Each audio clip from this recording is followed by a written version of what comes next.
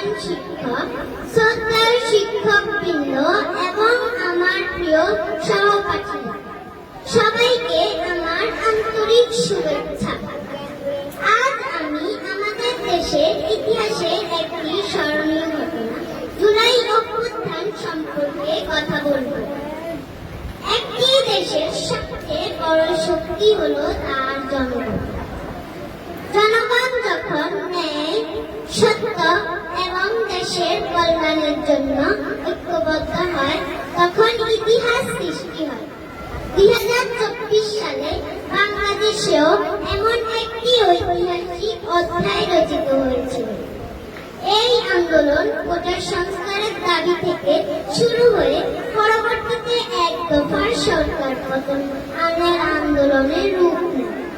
এই অভ্যুত্থানে অসংখ্য শিক্ষার্থী ও সাধারণ মানুষ সাহস, ধৈর্য এবং দেশপ্রেমের পরিচয় দিয়েছেন। তারা একটি বৈষম্যহীন, ন্যায় ভিত্তিক ও জবাবদিহিমূলক রাষ্ট্রের প্রত্যাশায় আন্দোলনে অংশ নেন এবং বিজয় ছিনিয়ে আনেন। তাদের আত্মত্যাগ ভবিষ্যৎ প্রজন্মের জন্য অনুপ্রেরণা।